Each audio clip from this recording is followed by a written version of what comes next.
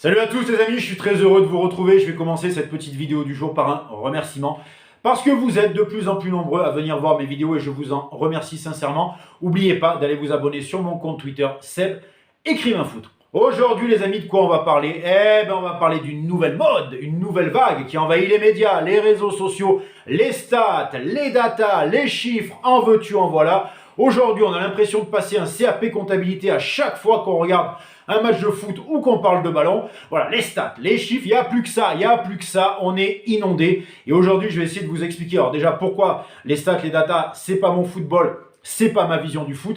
Et je vais essayer de faire un peu de pédagogie, notamment pour les jeunes générations, parce que je pense que les gars de ma génération, les gars de la génération précédente ne sont pas hyper sensibles à tout ça, mais la jeune génération fait très attention à tous ces chiffres et base beaucoup son analyse du football sur ces chiffres. Et je vais essayer de vous expliquer pourquoi il faut faire très attention, parce que c'est loin d'être une science exacte et que les chiffres, on leur fait dire n'importe quoi. Pour ça, je vais prendre quelques exemples concrets. Alors parfois, je vais un peu grossir le trait, mais c'est pour que vous compreniez bien mon propos et pour illustrer ce que je vous dis. Prenons l'exemple d'un joueur que tout le monde connaît, Kevin De Bruyne, à Manchester City, super joueur, super équipe. On va prendre un exemple. Cette année, Kevin De Bruyne, disons qu'il fait 25 passes décisives parce qu'il a Erling Haaland devant, et on sait, Erling Haaland est un garçon qui convertit beaucoup d'occasions de but, qui est un sacré buteur. Donc cette année, allez, on va dire ça, on va dire que De Bruyne met 25 passes décisives. Et puis l'année d'après, imaginons, Haaland s'en va et Manchester City nous recrute un Kostas Mitroglou. Et là, Kevin De Bruyne va avoir une saison à 12 passes décisives. Donc on va dire, avec ses chiffres, avec ses stats, wow, c'est moitié moins que l'année d'avant, il fait une moins bonne saison. Non, c'est complètement faux. Les caviars, il les met toujours, Kevin De Bruyne. C'est juste que l'attaquant à qui il les met convertit beaucoup moins d'occasions. Mais effectivement, si on prend le chiffre brut, l'année d'avant, c'était 25 passes décisives. Cette année, c'est plus que 10 ou 12. Donc on va dire qu'il a fait une moins bonne saison. Et c'est complètement faux. Mais ça, vous le savez que si vous regardez les matchs. Parce que vous verrez que les caviars, il les met toujours. Mais vous verrez que c'est son avant-centre qui est beaucoup moins performant que l'année précédente. Je vais vous donne un autre exemple, parce que ça, c'est une nouvelle grande mode, le nombre de kilomètres parcourus. Alors ça, maintenant, on nous calcule le nombre de kilomètres parcourus par l'équipe, le nombre de kilomètres parcourus par le joueur. Bientôt, on va nous calculer le nombre de kilomètres parcourus par l'entraîneur sur sa zone technique. Mais ça, c'est pareil, c'est une donnée qui n'a aucun sens. Parce que si votre équipe a un jeu de possession, si votre équipe a beaucoup le ballon, ben forcément que vous courez moins, puisque vous avez le ballon. Et en face, si vous n'avez pas le ballon, ben vous courez plus. Donc ça ne mesure pas l'effort. C'est pas vrai. C'est pas vrai. Ça mesure simplement une réalité, mais qui doit être remis dans un contexte. Et puis si on prend le cas particulier des joueurs, parce que là je vous parlais des kilomètres parcourus par une équipe, mais prenons le cas particulier des joueurs. Donc on va nous dire, tel joueur a parcouru 10,3 km dans le match. Ah, il a fait un gros match, il y avait beaucoup d'intensité. Ok, mais qu'est-ce qu'il a fait de ces 10 km parcourus?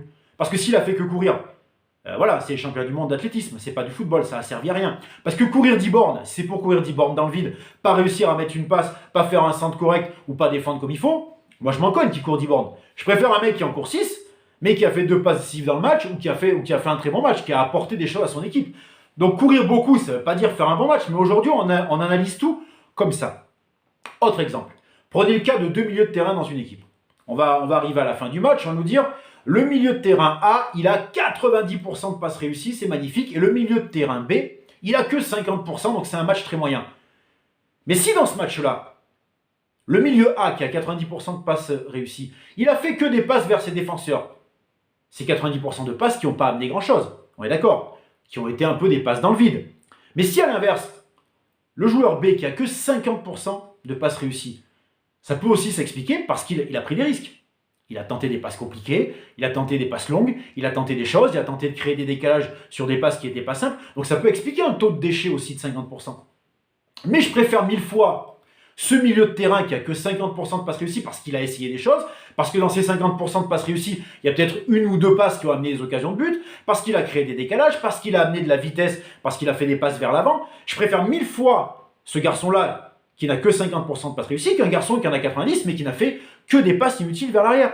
Mais à la fin du match, quand on va prendre les chiffres, on va venir nous expliquer que l'autre, il a un super taux de passes réussies, donc il a fait un grand match. Et c'est pas vrai. C'est pour ça que je vous dis qu'il faut tout remettre dans un contexte global. On ne peut pas se servir que de ces chiffres. Mais on fait encore mieux, parce que j'ai vu fleurir, notamment sur Twitter, des statistiques qui nous font des comparaisons. Alors attention, accrochez-vous bien, j'espère que vous êtes assis. Qui nous font des comparaisons, notamment par exemple pour les entraîneurs, de points pris par match. Donc on va nous dire, tel entraîneur, à l'époque où il entraînait le Barça, il avait 1,80 points pris par match de moyenne, et son successeur, eh ben, au Barça, il avait plus que 1 point par match, donc il était moins bon. Mais là, c'est pareil, vous vous rendez compte de la connerie de ce genre d'analyse?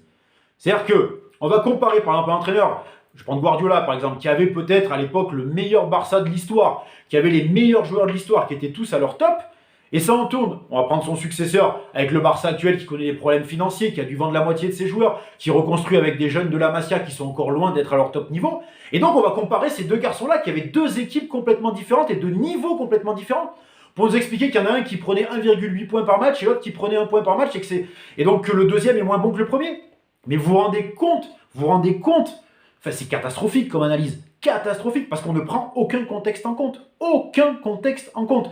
Donc c'est pour vous dire, voilà, c'est pour vous dire que le football ne peut pas être analysé comme ça. Moi, j'en ai un peu ras-le-bol de tous ces mecs, en plus, qui souvent viennent nous donner des leçons de compréhension de football à base de tableaux Excel. Et les gars, détendez-vous, continuez à faire les tableaux Excel, mais laissez ceux qui aiment vraiment le football le regarder et l'analyser autrement. Et puis, le problème de toutes ces statistiques, et c'est peut-être ça le plus dramatique, c'est quand vous faites des stats, vous classez tout. Il y a un premier, un deuxième, un troisième, un meilleur, un pas meilleur. Donc en classant tout comme ça, il n'y a plus de débat. Vous n'ouvrez plus le débat, puisque vos chiffres parlent de tout. Vos chiffres vous disent, eh ben un tel c'est le numéro 1, un tel c'est le numéro 2. Donc il n'y a plus de débat possible, puisque vous quantifiez tout, vous classez tout, vous qualifiez tout. Alors que le football, il ne se nourrit pas de ça. Le football, il doit se nourrir du débat. Il y en a un qui doit dire, moi je préfère lui, pourquoi? Après, chacun donne ses arguments, on est d'accord, pas d'accord, on y met de la mauvaise foi, même si vous voulez, mais c'est comme ça que le football vit, avec le débat. Et tous vos chiffres, tous vos tableaux, tous vos tableurs Excel, ils ne permettent plus de débat puisqu'ils classent tout. Donc c'est pour ça que moi, il y a des gens que j'aime beaucoup dans le paysage médiatique, avec qui je ne suis pas souvent d'accord. Je pense notamment à Daniel Riolo ou à Didier Roustan, par exemple, avec qui je ne suis pas souvent d'accord sur l'analyse. Mais peu importe, au moins ça ouvre le débat. Eux ont des arguments, moi j'en ai d'autres, mon voisin en aura un autre, mon collègue en aura un autre, et c'est comme ça qu'on nourrit le football, et c'est comme ça que le football doit se nourrir, et c'est comme ça que le football doit vivre. Et puis je vais vous dire, imaginez, parce que je vous parle de statistiques, c'est quelque chose de très moderne, mais imaginez que les stats aient existé à mon époque. Vous vous rendez compte ce qu'on aurait dit sur des joueurs comme Filippo Inzaghi, sur des joueurs comme David Trezeguet, qui étaient des monstres, hein, qui étaient des buteurs, des mecs qui mettaient 30-35 buts par saison, mais qui étaient des renards des surfaces. On aurait dit, alors ils n'ont pas un bon nombre de kilomètres parcourus, ils n'ont pas fait beaucoup d'efforts, c'est pas des bons joueurs. Vous plaisantez. Et maintenant, parce que je vais finir là-dessus, on a inventé, je crois, la stat suprême, l'escroquerie suprême, le XP goal, là, je sais pas quoi. C'est-à-dire qu'on vient nous expliquer qu'on calcule le nombre de buts qu'une équipe aurait dû marquer. Eh ben, c'est fantastique quand même. Donc on se retrouve avec à la fin, Paris aurait dû marquer 3,4 buts, Manchester aurait dû marquer 2,93 buts, mais là c'est pareil, vous vous rendez compte de ces chiffres quand on vient nous expliquer qu'une équipe aurait dû marquer 2,93 buts. Rien que le chiffre en lui-même suffit à montrer l'escroquerie du truc. Donc voilà, c'est pour ça que je râle un peu aujourd'hui sur toutes ces statistiques, mais je vous le redis, pour les plus jeunes, le football, ça doit s'appréhender de manière globale. Sinon, regardez, je prends un dernier exemple qui me vient comme ça, vous voyez, en vous parlant. France 98, Aimé Jacquet, on est champion du monde, c'est magnifique, à la surprise générale, on bat tout le monde, on sort la grande Italie, on bat le grand Brésil, c'est fantastique. Mais c'est pareil, vous vous rendez compte de ce qu'on aurait dit, déjà qu'à l'époque, le pauvre Aimé Jacquet, la presse l'a pas raté, mais imaginez ce qu'on aurait dit quand ce garçon-là laisse sur le bord de la route des garçons comme Eric Cantona, comme David Ginola. Alors, il n'a pas pris la meilleure équipe en termes de joueurs purs, de talent pur. Il n'a pas pris la meilleure équipe, mais il a créé le meilleur groupe. Et je crois que c'est peut-être la meilleure illustration à mon propos.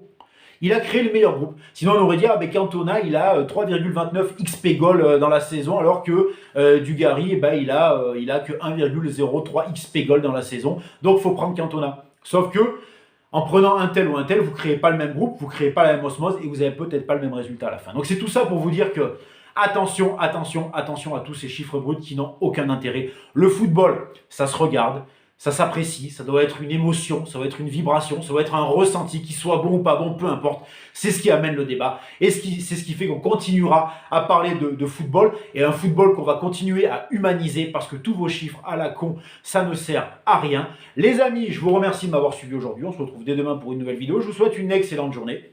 Ciao les gars.